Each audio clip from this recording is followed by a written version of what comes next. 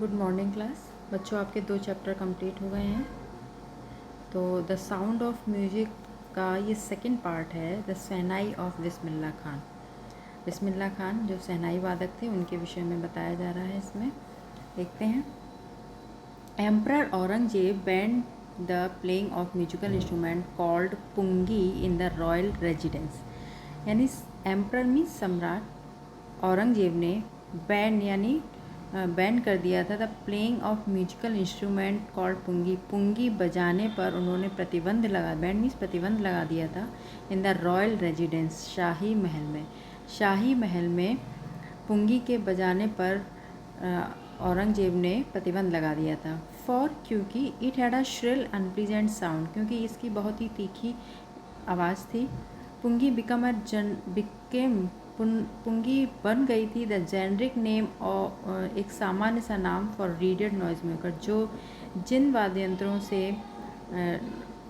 यानी बांस की बनी हुई जिन चीज़ों से शोर अधिक होता था उन सबको अब पुंगी बुलाया जाने लगा था।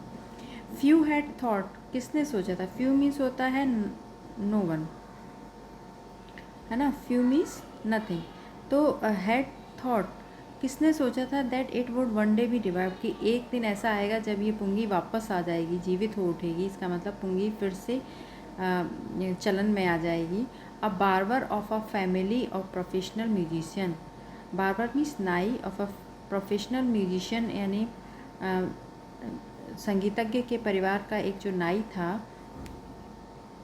Who had access to the royal place, who had access to the royal place, जिसकी पहुंच शाही महल में थी। डिसाइडेड, उसने डिसाइडेड निर्णय किया to improve the tonal quality of the pungi, पुंगी के ध्वनि को सुधारने का उसने निर्णय लिया।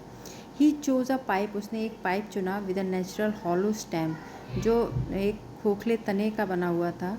That was longer and broader, जो थोड़ा लंबा और थोड़ा चौड़ा था। देन द पुंगी, पुंगी से एक थोड़ा चौड़ा और थोड़ा सा लंबा उसने एक एक खोखला पाइप लिया, यानी बांस का एक पाइप लिया। एंड मेड 7 होल्स, और जिसमें 7 होल किए, छेद किए on the body of the pipe, उस पाइप की बॉडी पर, यानी उस पाइप में उसने 6 सुराख किए। When he played on it, जब उसने ये बजाई तो when he played on it closing and opening some of these holes, और उसने जब इसको बजाया कैसे, कुछ छेद को उसने बंद किया और कुछ को खोल के, यानी उंगलियों से कुछ छेदों को बंद करता जा रहा था, कुछ को खोलता जा रहा था। तो a soft and melodious sound were produce, इससे एक बहुत ही सॉफ्ट और मेलोडियस, बहुत ही मेलोडियस यानी मीठी मधुर आवाज़ उत्पन्न हुई। He played the instrument before royalty and every one was impressed, उसने इस इंस्ट्रूमेंट को, इस वाद्य यंत्र को शाही दरबार में बजाया। And every one was impressed, और सभी उससे बहुत ही प्रभावित हुए। द इंस्ट्रूमेंट सो डिफरेंट, वह वाद्य यंत्र इतना अलग था फ्रॉम द पुंगी, पुंगी से, to be given a new name, इसलिए उसको एक नया नाम दिया गया। यानी वो जो नाई ने जो वाद्य यंत्र बनाया था वो पुंगी से अलग था, इसीलिए उसको एक नया नाम दिया गया। एज द स्टोरी गोज, जैसा कि ये कहानी चलती है, since it was first played in the Shah chamber, पहली बार इसको शाही दरबार में बजाया गया। एंड वॉज प्लेड बाई ए नाई, और उसको एक नाई के द्वारा यानी बार्बर यानी नाई के द्वारा बजाया गया। So the instrument was name the shehnai, इसीलिए इस वाद्य यंत्र का नाम शहनाई पड़ा। शह मीन्स शाही दरबार और नाई मीन्स जिसने पुंगी को, उस वाद्य यंत्र को बजाया, इसीलिए उसका नाम पड़ा शहनाई। आगे देखिए।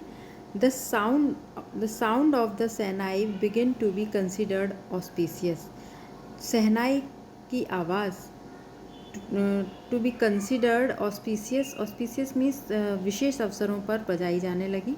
एंड फॉर दिस रीजन, और इसलिए, इस कारण, it is still played in temples, इसीलिए इस वाद्य यंत्र को इन टेम्पल्स, मंदिरों में बजाया जाता था। And in an indispensable component of any north Indian weddings. और हाँ, उसे मंदिरों में बजाया गया, इसीलिए ये north Indian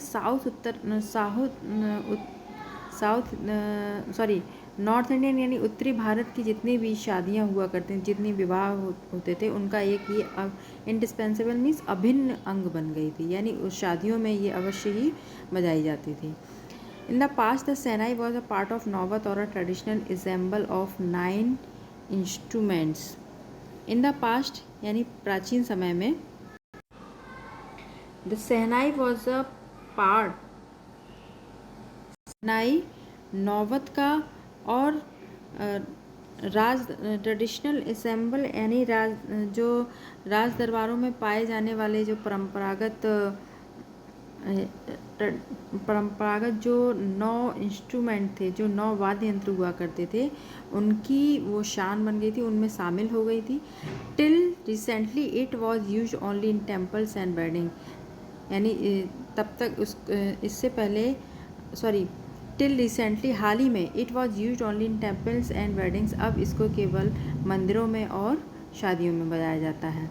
the credit for bringing this instrument on to the classical stage, श्रेय for the bringing this instrument, इस वाद्य यंत्र को लाने का on to the classical stage शास्त्रीय मंच पर, शास्त्रीय संगीत के मंच पर इस वाद्य यंत्र को लाने का श्रेय गोज टू उस्ताद बिस्मिल्लाह खान, इस उस्ताद बिस्मिल्लाह खान को जाता है।